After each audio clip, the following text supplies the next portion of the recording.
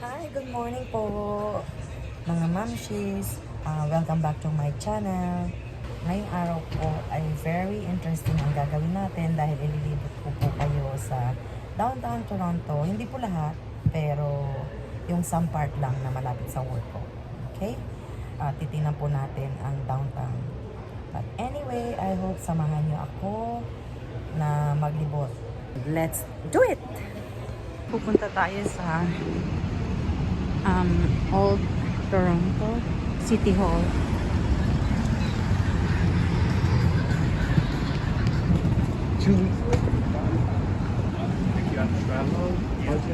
Hindi po ako masyado makapagsalita kasi hindi po uso dito yung vlog. Wala akong nakikita nagba-vlog dito. Kaya medyo nahihiya ako. Susubukan natin pumunta sa City Hall ng Toronto.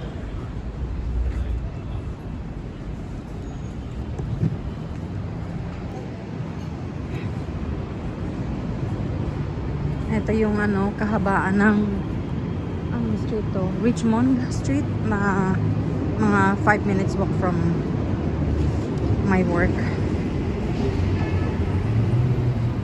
So ito yung matataas na building dito. Sa mga bangko.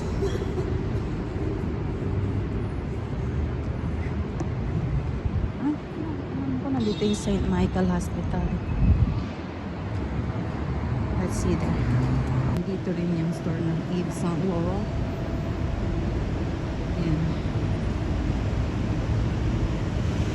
Yan ang store ng Yves Saint Laurent.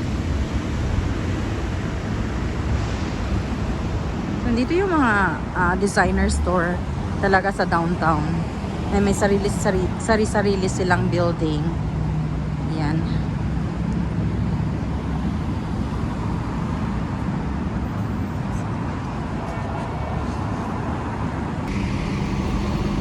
Sa City Hall.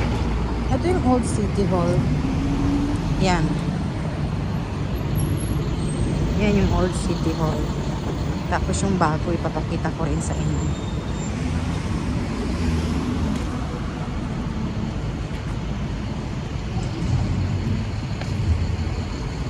So medyo maganda ang panahon ngayon, pero soon magiging fall na siya.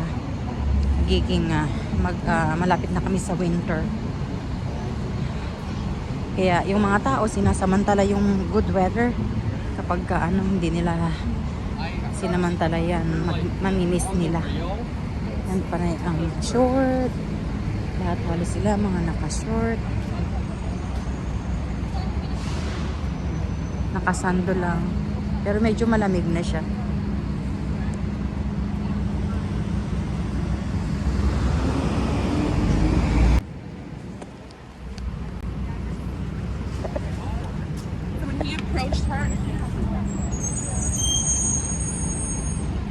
And TD Bank.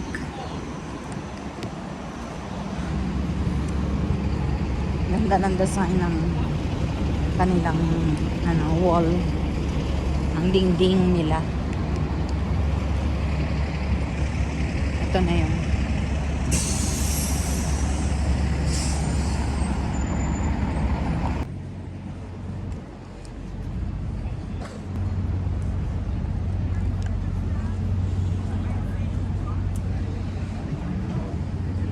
Ito yung New Toronto Building. Yan, minsan nasasabi kong Toronto kasi nasanay na po, pero yan po talaga ang pronunciation niya. Ito yung New Toronto City Hall. Yan, yan. Yan. So, itong lugar na to, pwede silang mag-ice skating dito kapag na winter na. Yan. Ginagawa nilang ice skating rink.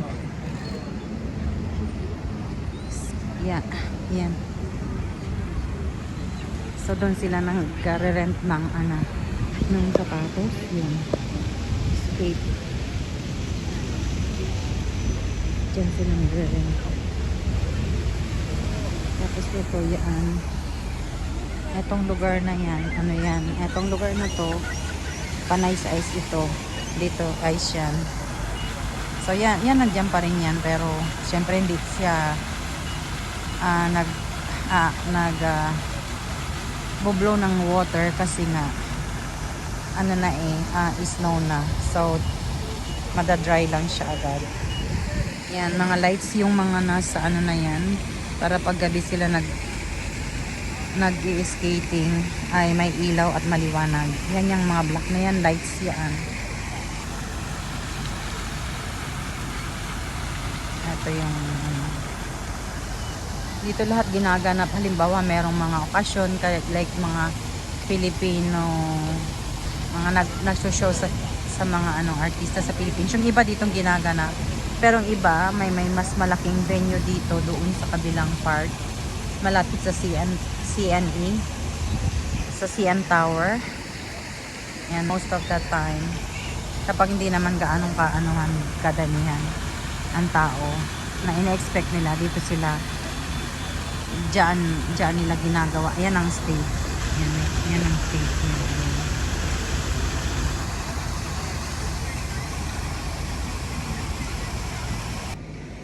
Ito, beside City Hall building, new City Hall building, meron silang mga flag na nagre-represent ng iba't ibang countries. I wonder kung meron silang Philippines. Hanapin ko. Meron ba? Wala tayong dito. Okay, wala siya. Wala siyang Philippines. Ayan.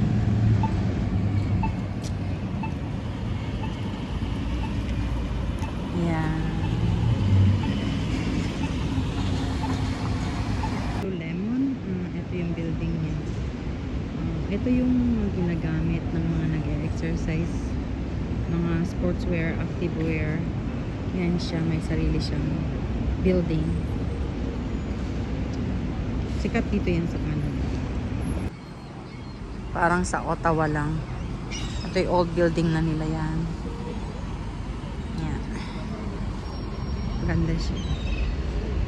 Maganda yung architectural design. Tas paligid itong lugar to ng mga hotel. Yan, doon sa lugar na yon, Marriott Hotel. Tapos dito sa kabila is Sheraton. Ayan. Sheraton Hotel.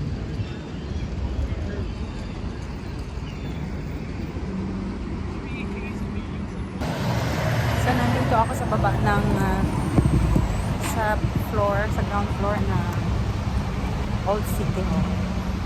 Ito siya.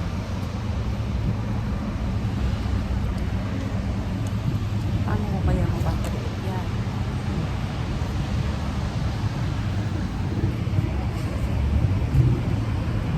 So, ito na yung Old City Hall.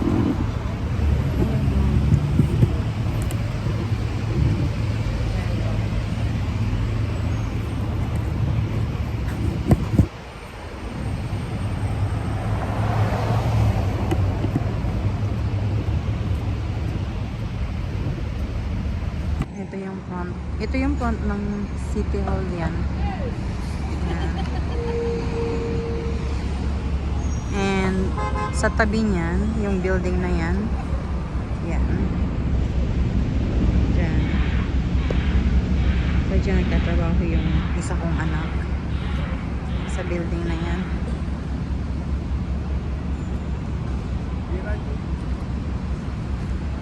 Kikita mo. Ang ganda niya.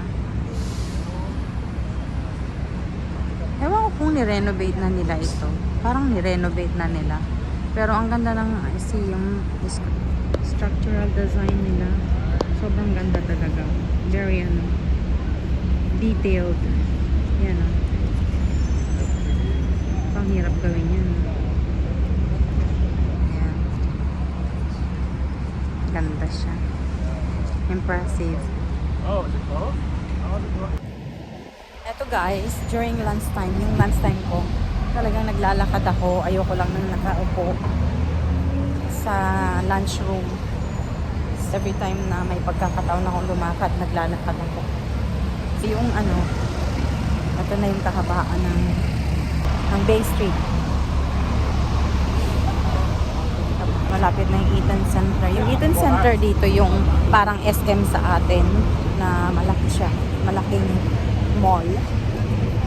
Pinakamalaking mall dito sa downtown. Eaton Center.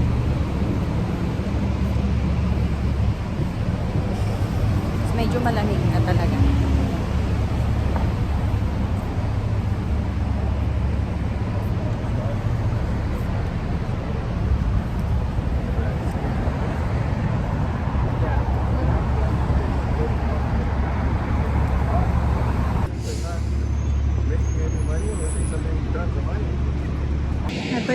Ito yung busiest area ng downtown. See kung gaano kataas yung building niya.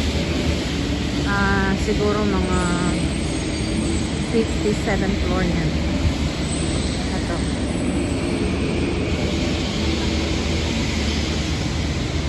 Ayan. Ito tayo sa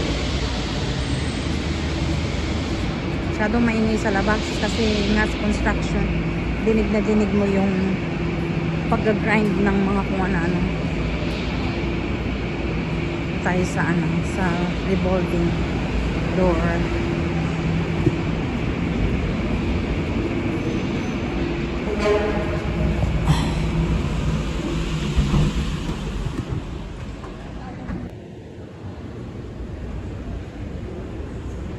Ito yung building na masyadong busy. Medyo kukunti ang tao ngayon. Ito. So, ilang floor yan? So, 53 floor.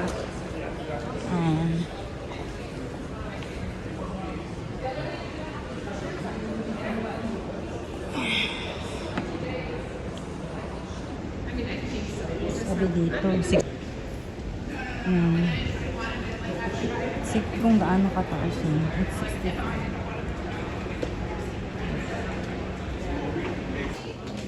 May Tim Hortons din dito sa loob. Ayan. Maliit lang siya pero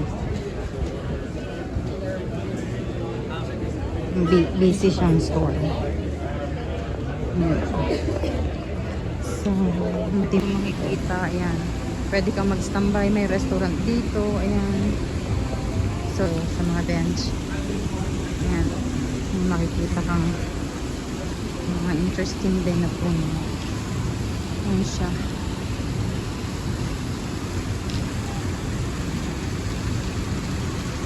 Yeah, relax lang yan. Mga upuan dyan. Pwede kang umupo. Ayan. Ayan. Ito yung likod ng work ko.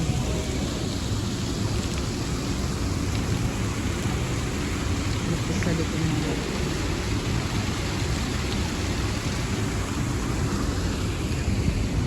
Paghapon na dito, ano na to, parang marami ng kumakain, nag-iinom, yung mga office galing sa opisina. Ayan, dito. Tingnan mo kung gaano kataas yung building dito. Ayun. Ayan. Ito yung baba.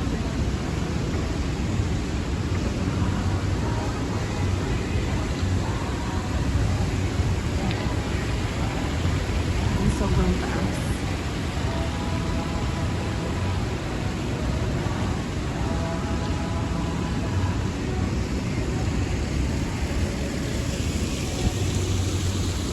Nakaka-relax. Yun lang. Nakaka-relax yung lugar.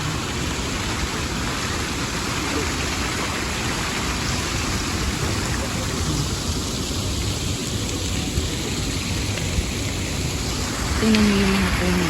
Yung ano sila. Christmas light na. Pero actually, ano yan full year round yan. Hindi nila tinatanggal. Nandiyan na talaga yan sa ano.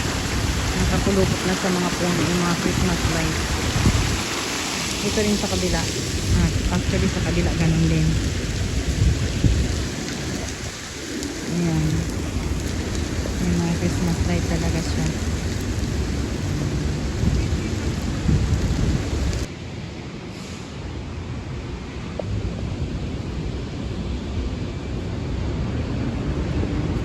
Ito yung Malapit na sa work ko to.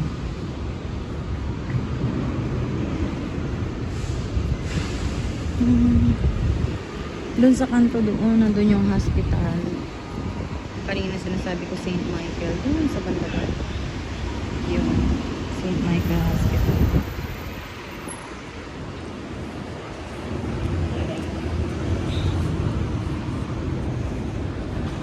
Malapit na ako sa work ko.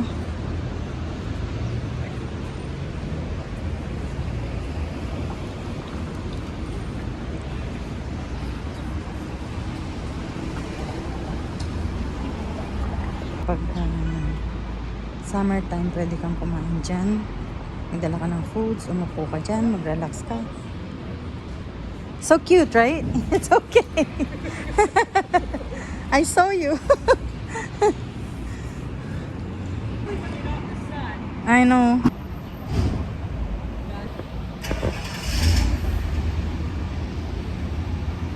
So, malapit na ako sa trabaho.